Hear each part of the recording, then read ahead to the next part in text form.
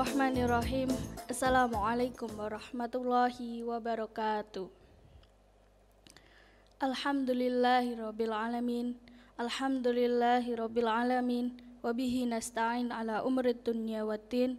Wassalatu wassalamu ala asrofil anbiya'i wal mursalin wa ala alihi wa ashabihi ajma'in. Amma ba'du. Awalan, marilah kita panjatkan banyak syukur kepada Allah Subhanahu wa Ta'ala yang telah melimpahkan berbagai kenikmatan kepada kita semua, sehingga kita bisa merasakan nikmatnya ibadah di bulan Ramadan tahun 1443 Hijriah kali ini. Kedua kalinya, salawat serta salam marilah kita limpahkan kepada Nabiullah Muhammad SAW yang telah membawa kita dari zaman jahiliyah sampai zaman saat ini, yang kita nanti-nantikan juga syafaatnya di yaumul qiyamah kelak. Pemirsa rahimakumullah, pada kali ini kami akan menyampaikan beberapa fadilah sholat berjamaah. Sholat adalah ibadah paling utama atau ibadah yang paling penting dalam agama Islam, karena sholat adalah tiang agama. Ketika di yaumul qiyamah kelak, ketika kita ditanya ibadah yang paling utama adalah ibadah sholat kita, ketika ibadah sholat kita baik, maka amal yang lain akan ikut baik juga. Ketika amal ibadah sholat kita rusak, maka akan rusak semua amal ibadah yang telah kita lakukan.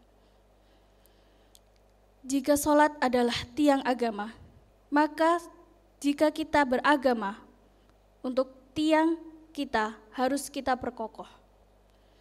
Tiang yang kita gunakan dalam beragama harus kita perkokoh agar kita bisa melaksanakan ibadah-ibadah yang lainnya. Maka di sini akan kami sampaikan ada 5 fadilah sholat berjamaah. Yang pertama,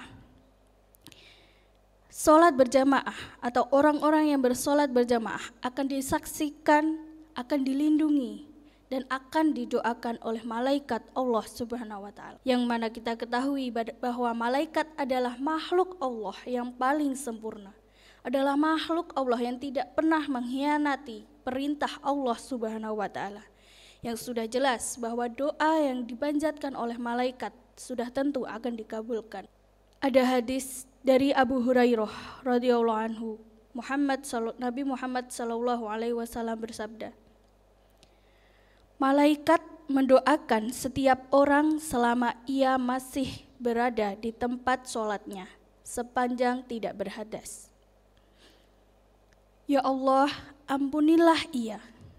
Ya Allah, sayangilah ia. Bagi orang yang berjamaah, dia akan didoakan oleh malaikat seperti itu. Bukankah itu kenikmatan yang luar biasa ketika kita melakukan 1 kali sholat berjamaah? Untuk yang kedua, fadilah melakukan sholat berjamaah. Sholat berjamaah itu mengungguli sholat biasa dengan selisih 27 derajat. Apabila kita melakukan sholat biasa atau sholat munfarid, itu kita hanya akan mendapatkan 1 derajat. Di sini disebutkan ada sebuah kisah.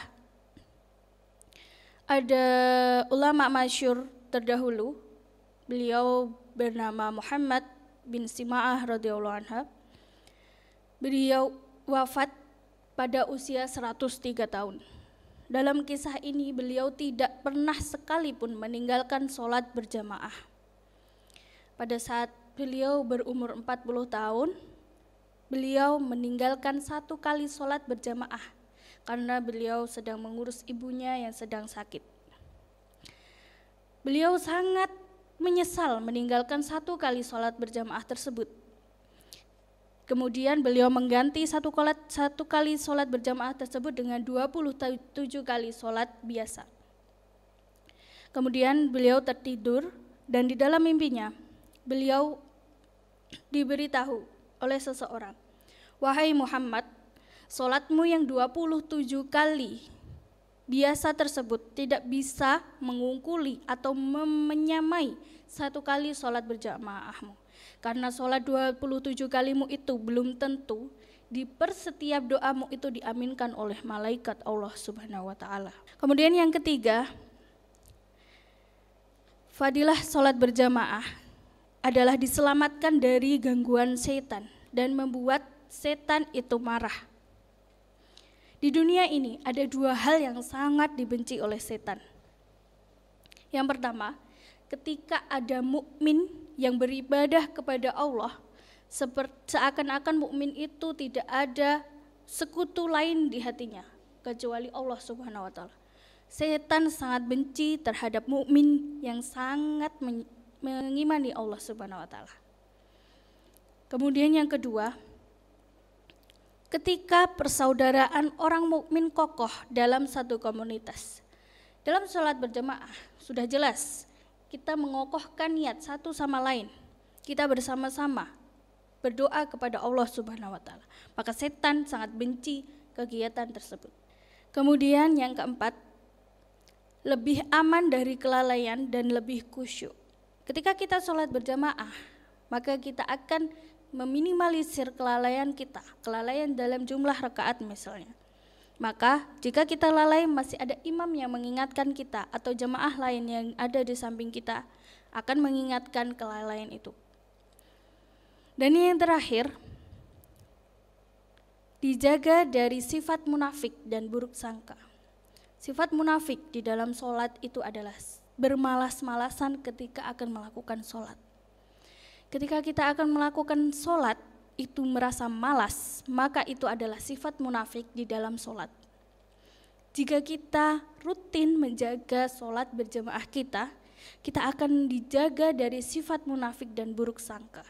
Di sini ada hadis dari At-Tirmizi, dari Anas bin Malik, yang bermakna, barang siapa sholat berjamaah selama 40 hari, karena Allah Subhanahu wa taala dengan mendapati takbir ihram imam, ia dipastikan memperoleh 2 kebebasan, yaitu kebebasan neraka dan kemunafikan. Jika ia mempertahankan sholat berjamaah selama 40 hari, maka dia sudah tentu tidak akan menyentuh yang namanya api neraka.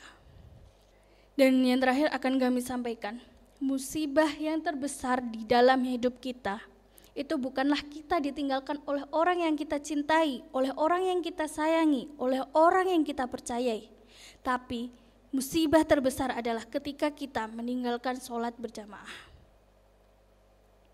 Pemirsa rahimakumullah, marilah kita senantiasa berfastabiqul khairat di bulan Ramadan yang suci kali ini. Marilah kita menambahkan amal di bulan yang suci ini. Menambah amal, menambah pahala, untuk bekal di akhirat kelak, agar kita di akhirat kelak tidak membawa ember yang kosong, tidak membawa pahala yang kosong. Marilah kita perbaiki amal kita, marilah kita perbaiki diri kita.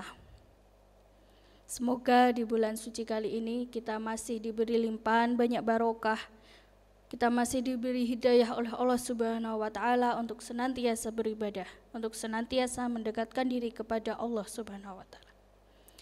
Terima kasih. Itu yang dapat kami sampaikan. Apabila banyak terdapat salah kata, salah tutur kata dalam penyampaian, kami mohon maaf yang sebesar-besarnya. Akhirul kalam, assalamualaikum warahmatullahi wabarakatuh.